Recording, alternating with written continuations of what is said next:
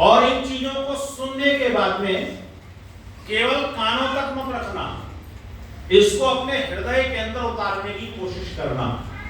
और आपका कल्याण इसलिए होगा क्योंकि ये जो बातें ये हमारी अपनी नहीं है, ये बातें तो ईश्वर, वेद और ऋषि मुनियों की हैं।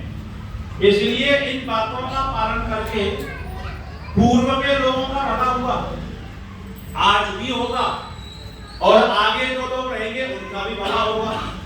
इसलिए कुछ चीजों को ध्यान से सुनने का प्रयास कीजिए।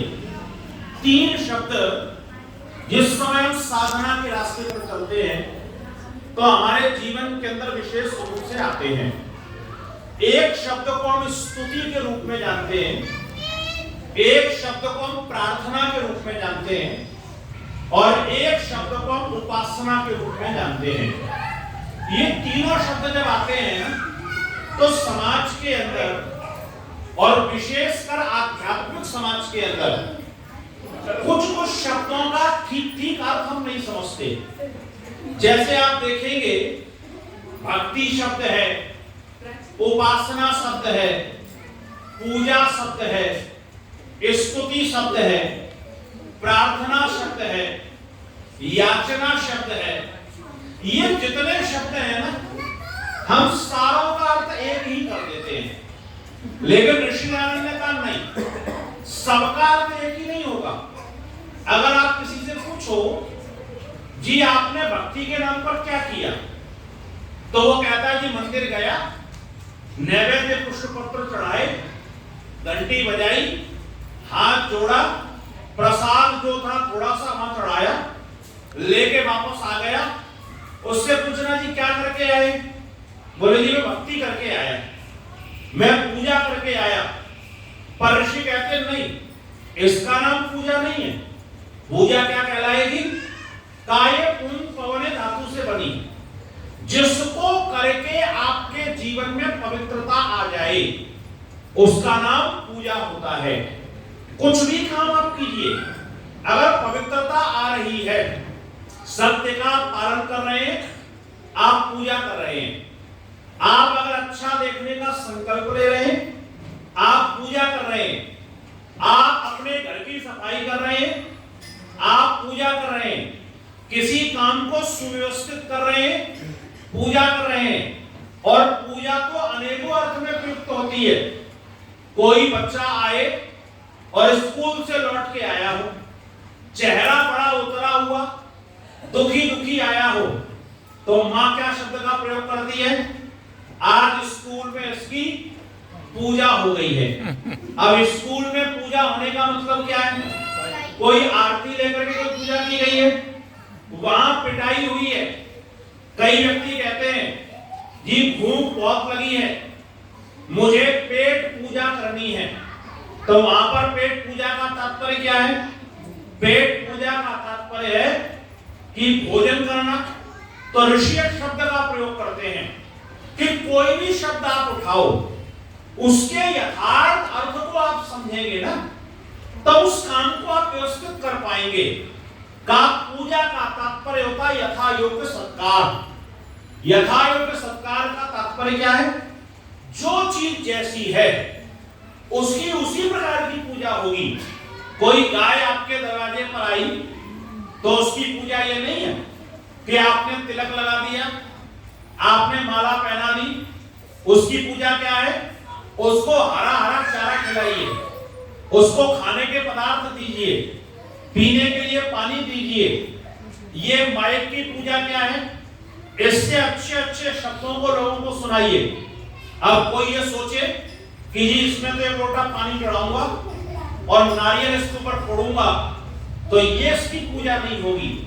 जब पूजा आप करो तो वहां देख लो कि मैंने यथायोग्य सत्कार किया कि नहीं किया, मेरे जीवन में पवित्रता आए, ऐसा कोई काम किया कि नहीं किया। एक शब्द है जिसको भक्ति के नाम से जानते हैं। भक्ति का तात्पर्य भी वही है, हम जो कुछ करें उसको भक्ति का नाम दे देते हैं। लेकिन ऋषि क्या लिखते हैं? ऋषि की एक विशेषता है, जब किसी शब्द को वे देखते हैं कि ये कुछ कठिन हो जाएगा तो अर्थात करके उसको खोल देते हैं। जैसे आप देखेंगे उन्होंने हर जगह यही किया। आर्य समाज का जब 6वां नियम लिखा तो वहां लिख दिया संसार का उपकार करना इस समाज का मुख्य उद्देश्य है। कार्य उद्देश्य पूरा कैसे करोगे? अर्थात शारीरिक, आत्मिक, सामाजिक उन्नति करना। ऐसे ही भक्ति शब्द को जब लेते हैं ना तो भक्ति की व्याख्या क्या करते हैं? का भक्ति क्या कहलाएगी? भक्ति अर्थात उसी की आज्ञा पालन करने में तत्पर रहना। जिस दिन आप ये कहो कि मैं ईश्वर की भक्ति कर रहा हूं तो आप ये देख लेना कि आप उसकी आज्ञा का पालन कर रहे हैं कि नहीं कर रहे हैं। कोई ये कहता है मैं पितृभक्ति कर रहा हूं, मैं मातृभक्ति कर रहा हूं, मैं गुरु भक्ति कर रहा हूं, मैं ज्ञान की भक्ति कर रहा हूं। वहां भक्ति शब्द का क्या तात्पर्य होगा कि उसकी आज्ञा का पालन करना। जैसे उसके आदेश हैं, जैसे उसके निर्देश हैं, जैसे उसके उपदेश हैं, उनका पालन आप कर रहे हैं कि नहीं कर रहे हैं। ऐसे ही जिस शब्द पर मैं अपना ध्यान केंद्रित करवाना चाहता हूं वो शब्द है स्तुति। ये स्तुति का तात्पर्य क्या होता है? का जो पदार्थ जैसा है उस पदार्थ की वैसी ही चर्चा करना। अगर एक चोर को आप चोर कहते हैं तो ये आप उसकी क्या कर रहे हैं? स्तुति कर रहे हैं। एक अच्छे व्यक्ति की आप प्रशंसा करते हैं तो ये आप क्या कर रहे हैं? उसकी स्तुति कर रहे हैं।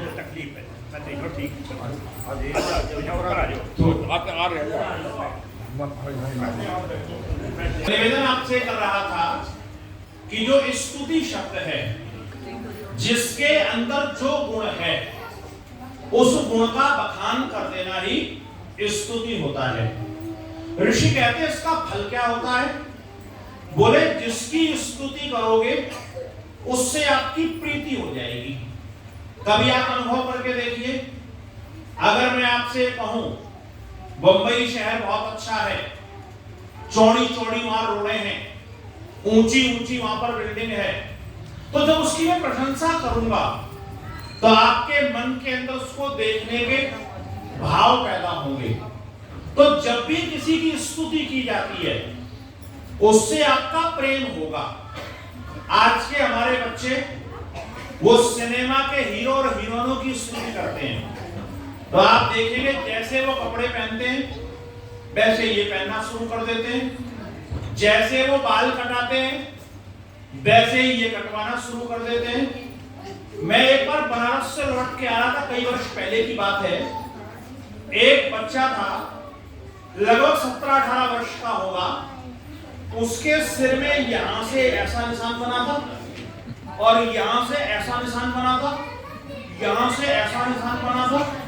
उसको देख के मेरे मन में आया कि हे भगवान, इसको कितनी चोट लगी है कि ये पूरा यहां से यहां निशान बना है। मैंने उससे पूछ लिया, बेटा, मैंने कहा ये हादसा कब हुआ? बोले जी कौन सा वाला? मैंने कहा जो निशान बना हुआ है। बोले जी ये तो परसों ही हुआ। तो मैंने कहा परसों मतलब? तो बगल में एक बैठे हुए थे, उन्होंने कहा गुरुजी आपको नहीं पता है, ये हादसा नहीं है, ये सिनेमा का प्रभाव है। किसी हीरो ने किसी पिक्चर के अंदर उसका सिर ऐसे से फटा था तो इन्होंने जो है उस तरह से बनवाया हुआ है। क्यों उसके मन के अंदर आया? क्योंकि वो उसकी स्तुति कर रहा है, वो उसको अच्छा मान रहा है। आप स्तुति उसी की करेंगे जिसको अपना आदर्श मानेंगे, और जिसको आदर्श मानेंगे उसके जैसा आप बनने का प्रयास करेंगे। लेकिन ध्यान रखना, स्तुति से ही केवल काम नहीं चलता है। स्तुति के साथ साथ में एक शब्द और आता है जिसको प्रार्थना के रूप में कहा जाता है। प्रार्थना का तात्पर्य होता है किसी भी चीज को मांगना। मोटे मोटे शब्दों में अगर इन तीनों चीजों को समझना है तो एक उदाहरण से समझिए। एक गणित का अध्यापक है, कोई बच्चा उसके पास में जाता है और कहता है गुरुजी आपको गणित बहुत अच्छा आता है। ये बच्चा इस शब्द को कहते हुए उस गुरुजी की स्तुति कर रहा है। जब वो ये कहता है गुरुजी गणित मुझे भी पढ़ा दीजिए, ये उससे प्रार्थना कर रहा है। और जिस दिन उस बच्चे को गुरुजी गणित पढ़ा देते हैं, वो गणित में योग्य हो गया, ये उसकी उपासना हो गई। बस इसी को ईश्वर पर घटा दीजिए। जब आप ये कहते हैं प्रभु आप न्यायकारी हो, प्रभु आप दयालु हो, प्रभु आप सर्वशक्तिमान हो, प्रभु आप सबके रक्षक हो, ये हम भगवान की स्तुति कर रहे हैं। जब हम ये कहें प्रभु मैं भी दयालु बन जाऊं, प्रभु मैं भी न्याय करने वाला बन जाऊं, प्रभु मैं भी दुनिया को कुछ देने वाला बन जाऊं, ये हम प्रार्थना कर रहे हैं। और जिस दिन दयालुता का गुण हमारे अंदर आ गया, उस दिन हमारी उपासना सफल और सार्थक हो जाएगी। इस स्तुति का प्रभाव यह होता है कि आपके जीवन के अंदर जिसकी भी आप करेंगे, उसके गुण आपके जीवन के अंदर निश्चित आएंगे। इसलिए ध्यान रखना, स्तुति जब दुनिया के लोगों की करोगे तो दुनिया के लोगों में कुछ अच्छाइयां हैं और कुछ बुराइयां भी हैं, तो अच्छाइयों के साथ बुराई भी आएगी। लेकिन जब ईश्वर की स्तुति करोगे तो उसके अंदर बुराई का लेश भी नहीं है, तो आपके जीवन के अंदर अच्छाइयां आना प्रारंभ हो जाएंगी। इसलिए अपने स्तुति का विषय जो है वो भगवान को बनाने का प्रयास करना चाहिए। और उसका परिणाम क्या होता है, मैं एक पुराण के दृष्टांत से आपको समझाना चाहता हूं। एक बार कहते हैं पुराण के अंदर वर्णन आया कि शनि देवता और लक्ष्मी जी में लड़ाई हो गई। और लड़ाई किस बात की हुई कि शनि कहने लगे जी मेरी ज्यादा चलती है, दुनिया में मैं ज्यादा पूजा जाता हूं, मैं तुमसे बड़ा हूं। और लक्ष्मी ने कहा नहीं, मैं तुमसे ज्यादा बड़ी हूं, दुनिया के लोग मुझे ज्यादा मानते हैं। अब जब दो में लड़ाई होती है तो निर्णय के लिए तीसरा व्यक्ति लाना पड़ता है। तो उन्होंने कहा निर्णय किससे करवाएं, तो और किसी का नाम तो दिमाग में आया नहीं। बोले विष्णु भगवान बैठे हैं, इन्हीं से निर्णय करवा लो। अब कहते दोनों पहुंचे, बोले महाराज निर्णय करो। बोले जी किस चीज का निर्णय? बोले हम दोनों में लड़ाई चल रही है, हमें से बड़ा कौन है, विशेष कौन है? अब विष्णु जी बड़ी दुविधा में, बोले अगर लक्ष्मी को बड़ा बता देता हूं तो ये शनि जो है ना, पौराणिक जगत के अंदर शनि की 7.5 एक बार चढ़ गई तो 7.5 साल का काम हो जाता है। और वह विचित्रता इस समाज की इतनी विशेष है कि हमारे ऊपर अगर एक कीड़ा भी चढ़ जाए ना तो हमको पता चल जाता है चढ़ गया, लेकिन इतना बड़ा शनि चढ़ जाता है पता हमको नहीं चलता, पता चलता है पंडित जी को। और पंडित जी बताते हैं कि शनि तुम्हारे ऊपर चढ़ गया। तो उन्होंने देखा कि भैया कहीं चढ़ चढ़ा गया तो गड़बड़ हो जाएगा। तो उन्होंने विचार किया एक काम करता हूं, शनि की प्रशंसा कर देता हूं। बोले शनि की कर दूंगा तो ये देवी जी नाराज हो जाएगी और शाम से रोटी मिलना बंद हो जाएगी। अब बड़ी दुविधा में इसकी करूं प्रशंसा, इसकी प्रशंसा करूं।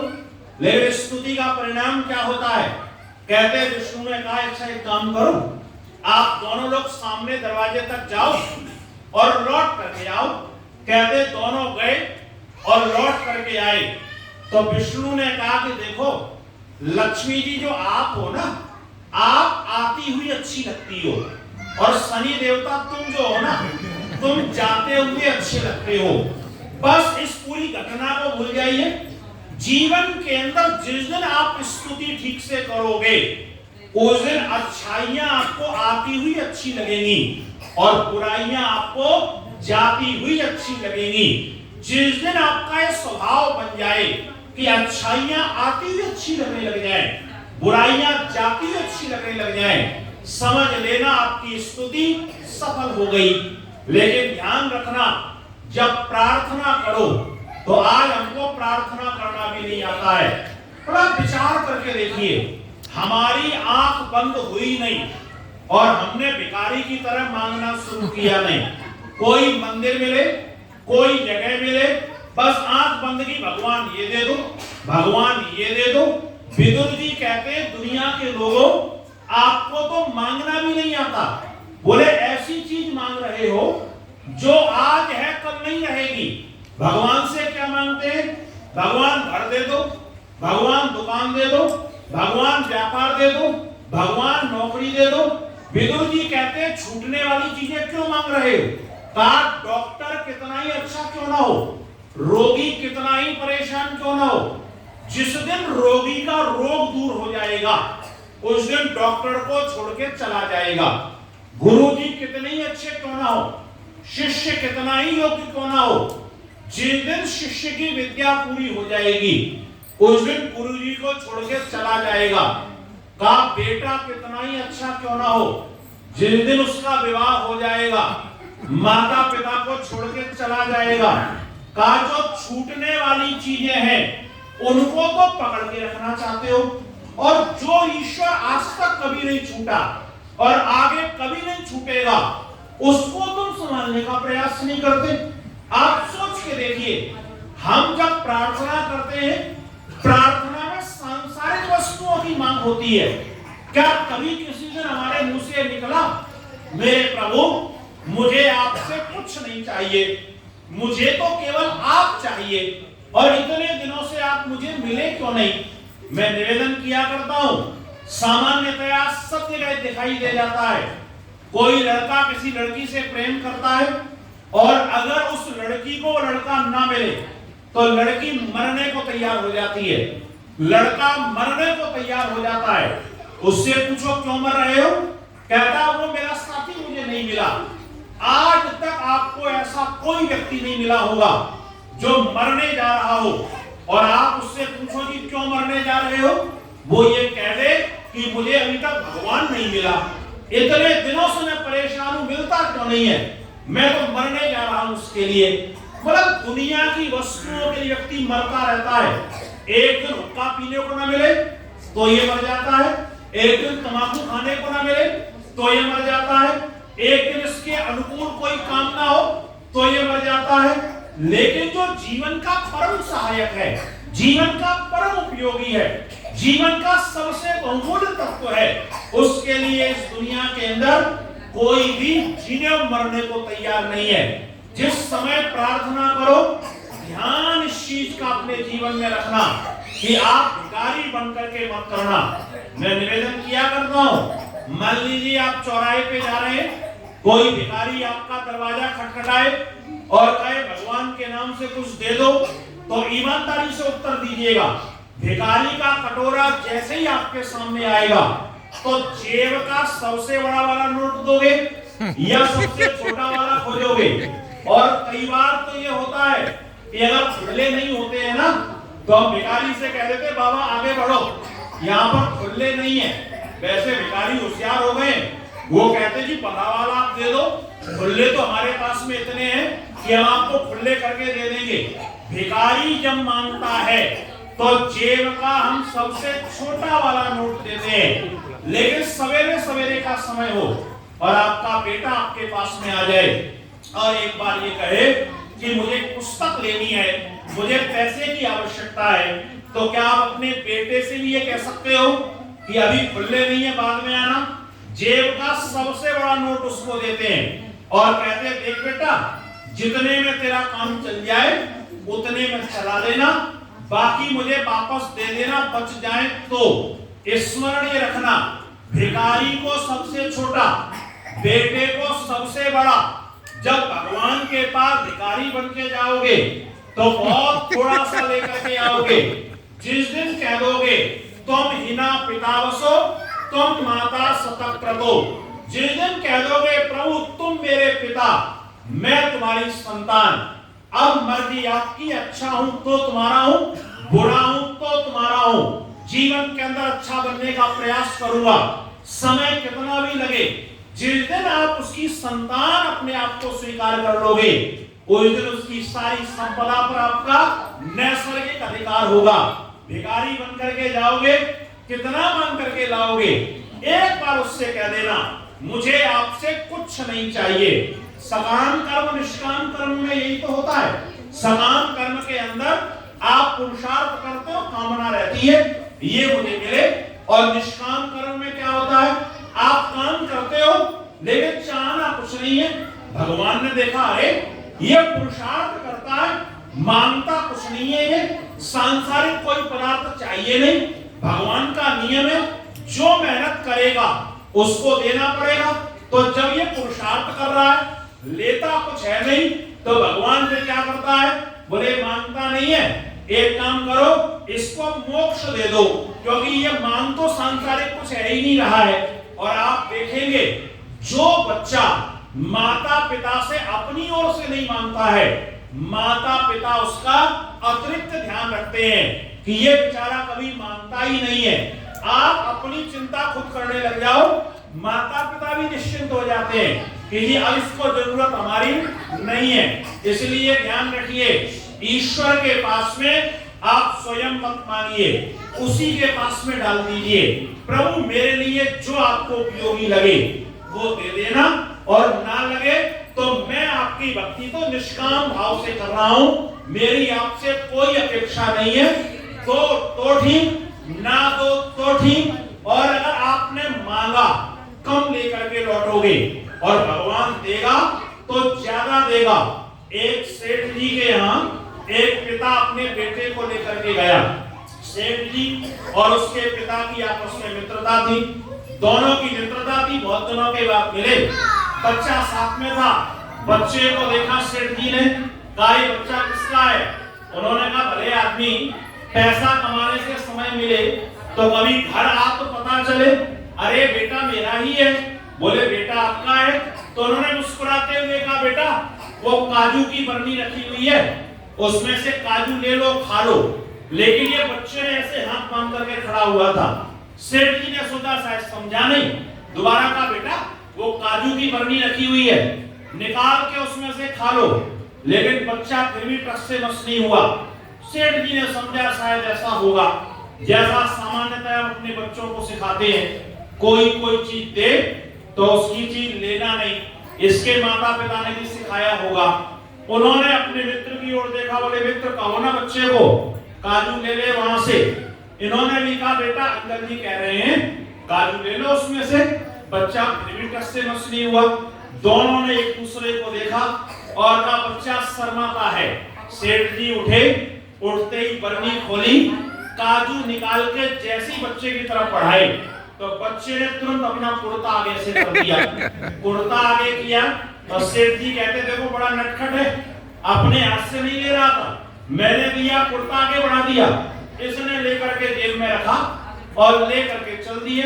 पिता के साथ में रास्ते में जा रहा है। पिता ने कहा देखो बेटा शर्म करना चाहिए, लेकिन इतनी शर्म नहीं करना चाहिए, खाने पीने की चीजों में तो बिल्कुल नहीं करना चाहिए। हमारे संस्कृत में तो पंक्ति आती है, परान्नम दुर्लभम लोके शरीराणि च पुनः पुनः। दूसरे का अन्न बड़ी मुश्किल से मिलता है, ये शरीर तो बार बार मिल जाता है, इसलिए दूसरे का अन्न मिले तो खाने में कोई कसर नहीं करना चाहिए। बच्चे ने कहा पिताजी शर्म कौन कर रहा था? बोले शर्म नहीं कर रहे थे, मैंने कहा ले लो, उन्होंने कहा ले लो, तुमने लिया क्यों नहीं? तो वो कहता पिताजी एक बात बताओ, अगर मैं अपने हाथ से लेता तो मेरे तो हाथ छोटे छोटे थे, मैं कितना ही ज्यादा लेता तो कितना ले पाता। सेठ जी ने अपने हाथ से दिया ना, तो उनका हाथ कितना बड़ा था, कितना भी कम देते तो मेरे लिए हुए से तो ज्यादा ही देते, इसलिए मैंने अपने हाथ से नहीं लिया, सेठ जी के हाथ से लिया। बस यही स्थिति हमारे साथ में है। हम और आप भगवान से मांगेंगे तो कितना मांग पाएंगे, क्योंकि हमारे पास तो मांगने की सामर्थ्य भी नहीं है, हमको पता भी नहीं है। लेकिन जब वो ईश्वर देगा ना, वो इतना देगा कि हमसे संभाले नहीं संभलेगा। वहां तो अथाह सागर भरा हुआ है, आपके पास जितना बड़ा और जितना साफ बर्तन होगा, भगवान उस बर्तन को पूरा का पूरा पूरित कर देगा। इसलिए उपासना करना पर इसके लिए मत करना, प्रार्थना करना पर इसके लिए मत करना सांसारिक पदार्थों की हमें प्राप्ति हो जाए।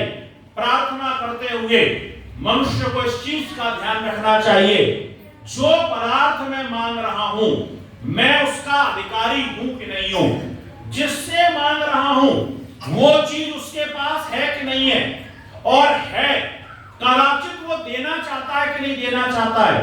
जब उपासना करना, प्रार्थना करना, तो अकड़ के साथ में मत करना, कोमलता नम्रता के साथ में करना। अगर बच्चा 5वीं में पढ़ रहा हो और पिता से कहेगी एमए किताब दिलवा दो, तो कोई पिता दिलवाएगा क्या? क्योंकि योग्यता ही नहीं है एमए किताब पढ़ने की। पिता कहेगा पहले बीए करो तब एमए की किताब दूंगा। मान लीजिए हम हलवाई के पास जाएं और कहें 4 मीटर कपड़ा दे दो, तो हलवाई क्या कहेगा कि जी मेरे यहाँ मिठाई की बात करो, कपड़े की बात कहां पर करने के लिए आए हो? मान लीजिए किसी से हम कोई चीज मांगने के लिए गए, हमारी योग्यता भी है, उसके पास रखा भी है, लेकिन वो देने नहीं चाहता है, तो भी आप नहीं ले सकते हो। हम मांगने जाएं और सामने वाले से अकड़ करके मांगे तो सामने वाला नहीं देगा। बस प्रार्थना में भी यही करना है, ईश्वर से वो चीजें मांगिए। अब आप मांग रहे हो जी घर दे दो, भगवान कोई मिस्त्री है जो घर बना के देगा? आप मांग रहे हो जी रोटी दे दो, वो कोई भोजन बनाने वाला है? कोई कह रहा है जी मुझे नौकरी दे दो, वो कोई आईएएस ऑफिसर है जो आपको नौकरी देगा? उसके पास जाओ तो क्या मांगो? तो वेद कहता है एक ही चीज मांगना, और क्या कहना? याम मेधाम देवगणा पितरश्योपासते तया मां मध्य मेधायाग्नि मेधा विनम कुरु स्वाहा। हे प्रभु, जिस मेधा बुद्धि की याचना दुनिया के बड़े बड़े विद्वानों ने की, देव लोगों ने, पितर लोगों ने की, वही बुद्धि आप मुझे दे दीजिए। और बुद्धि जब हमारे पास में होगी तो दुनिया के सारे पदार्थ आप प्राप्त कर सकते हो। अगर बुद्धि गड़बड़ है तो आपके पास आए हुए पदार्थ भी आप संभाल करके नहीं रख सकते हो। इसलिए जब जब प्रार्थना करना तो भगवान को मांगने का प्रयास करना। आज हमको मांगना भी नहीं आता है, उपासना में बैठते हैं, क्या क्या चीजें मांगते हैं, मांगने की विधि क्या होती है, एक घटना से समझने का प्रयास कीजिए। आर्य समाज के बहुत बड़े विद्वान थे, पूरे भारतवर्ष नहीं पूरी दुनिया के अंदर उनका नाम था। भगवत दत्त जी के नाम से दुनिया जानती है। इतिहास में उस व्यक्ति ने जो कलम चलाई है, और ये कहकर के कलम चलाई है, अंग्रेजी बहुत अच्छी जानते थे, लेकिन कहा अंग्रेजी में नहीं लिखूंगा, हिंदी और संस्कृत में लिखूंगा, और इतनी बड़ी बात लिखूंगा कि उन अंग्रेजों को हिंदी सीखना पड़ेगी मेरी किताब, मेरे ज्ञान को पढ़ने के लिए। इतना विशेष व्यक्तित्व था, विद्वान बहुत बड़े थे। लेकिन एक चीज आपने देखी होगी, सरस्वती और लक्ष्मी, इन दोनों की बनती बहुत कम है। आप देखेंगे जो विद्वान होगा ना, उसके पास पैसा नहीं होता, और जिसके पास पैसा होता है उसके पास में लगभग आप देखेंगे विद्या की बहुत कमी होती है। क्योंकि लक्ष्मी जो सवारी करती है ना, लक्ष्मी की सवारी कौन है? उल्लू। वो उल्लू के ऊपर ही बैठती है। सामान्यतः बहुत कम देखा जाता है कि पैसा भी कमाना आता हो और कोई विद्वान भी हो। भगवत दत्त जी विद्वान तो बहुत थे, लेकिन पैसा कमाना नहीं आता था। लेकिन ईश्वर के भक्त थे, तो भगवान क्या करता है, अपने ऐसे बच्चों का बड़ा ध्यान रखता है। तो जो उनकी देवी जी थी, वो कोई अध्यापिका थी, तो ये वेद का प्रचार करते थे, देवी जी कमा के लाती थी, आनंद के साथ में दोनों खाते थे। आवश्यकताएं कम थी, थोड़े में काम चल जाता था, बड़े आनंद से चल रहा था। लेकिन एक दिन पता नहीं क्या ईश्वर को मंजूर हुआ, इनकी जो देवी जी थी वो काल के कराल काल में समा गई और ये दुनिया छोड़ के चली गई। बंधुओं, स्मरण रखना, इस दुनिया का सबसे बड़े दुखों में अगर कोई दुख है, बुढ़ापे में साथी अगर साथ छोड़ के चला जाए, तो इससे बड़ा कष्ट और कोई दिखाई नहीं देता है। और वो भी ऐसा साथी जो कमा के खिलाता था। अब भगवत दत्त जी के साथ समस्या, एक तो पत्नी दुनिया से चली गई, कमाई चली गई, वेद का भाष्य करना तो आता है लेकिन पैसा कमाना नहीं आता है। अब वेद के भाष्य से रोटी तो नहीं आएगी, रोटी तो पैसे से आएगी। अब कहते हैं जितनी जमा पूंजी थी इनकी धीरे धीरे खर्च होने लगी। अब जमा पूंजी कितनी हो, अगर उसमें आवक नहीं है, जावक ही जावक है, तो कितने दिन चलेगी। एक दिन प्रातः काल का समय था और कहते हैं भगवत दत्त जी बैठे थे, इनका एक नेपाली नौकर था, आया और कहता है महाराज आज नाश्ते के लिए कुछ भी घर में नहीं है, कुछ पैसा दो तो मैं लेकर के आऊं। अब इनकी जेब में फूटी कौड़ी नहीं। इन्होंने सोचा अगर ये कहता हूं मेरे पास पैसा नहीं है तो ये नौकर भी भाग जाएगा, कहेगा जब अपने खाने के लाले इसके तो मेरी तनख्वाह कहां से देगा। तो इन्होंने बड़ी होशियारी से काम लिया और उन्होंने कहा देख भाई ऐसा है अभी तो भोजन की जरूरत नहीं है, नाश्ते की जरूरत नहीं है, जब जरूरत होगी तो मैं तुझे बताऊंगा। और कहते इतना कह के भगवत दत्त जी संध्या करने के लिए चले गए। संध्या वो रोज किया करते थे, लेकिन आज की संध्या उनकी कुछ विशेष है। ईश्वर से मांगा कैसे जाता है ये वो सिखा करके हमको गए। संध्या करने के लिए चले हैं और संध्या में बैठे हैं, आंखों में उनके आंसू हैं और कहते मेरे प्रभु आज तेरा ये भक्त भूखा बैठा हुआ है, मेरे पास खाने के लिए भी कुछ नहीं है, जो कुछ था सारा समाप्त हो गया। हे प्रभु मैं आपसे कोई शिकायत नहीं कर रहा हूं, मैंने आपसे जो प्रेम किया है वो इसलिए नहीं किया था आप मुझे देंगे, लेकिन मुझे वेद का काम करना आता है, मुझे पैसा कमाना नहीं आता है। तेरा भक्त भूखा बैठा हुआ है, लेकिन तुम चिंता मत करना, अगर आप भोजन दोगे तब भी काम करूंगा और नहीं दोगे तो भूखा रह करके मैं काम करूंगा। लेकिन आप अगर भोजन दे देंगे तो ज्यादा तत्परता से काम कर पाऊंगा। और इतिहास बताता है भगवत दत्त जी संध्या करके उठ नहीं पाए थे कि वो नेपाली नौकर फिर से भागता हुआ आया और बोले मालिक ये सामान है। बोले कौन सामान दे गया? बोले एक व्यक्ति आया था और उसका नाम तो मुझे पता नहीं। कहते कौन व्यक्ति था? बोले खोल के देखो तो आश्चर्य का ठिकाना नहीं रहा। एक पैकेट के अंदर मेवा मिष्ठान रखे हुए थे, एक पैकेट में उस समय के 700 रुपए रखे हुए थे। उन्होंने उसकी ओर देखा, बोले बता तेरा एक महीने का खर्चा कितने में चलता है? बोले 200 रुपए में। बोले 3.5 महीने की व्यवस्था हो गई। और हाथ जोड़ के कहते हैं मेरे प्रभु मुझे ये तो पता था आप देते हो, पर इतनी जल्दी देते हो ये मुझे आज पहली बार पता चला। कुछ दिनों के बाद में जब वो दिल्ली की गलियों में घूम रहे थे, कहते सनातन धर्म के मंदिर के सामने से निकल रहे थे, उस नौकर ने चिल्ला के कहा मालिक जो अंदर वो पुजारी बैठा हुआ है ये वही है जो उस दिन सामान लेके आया था।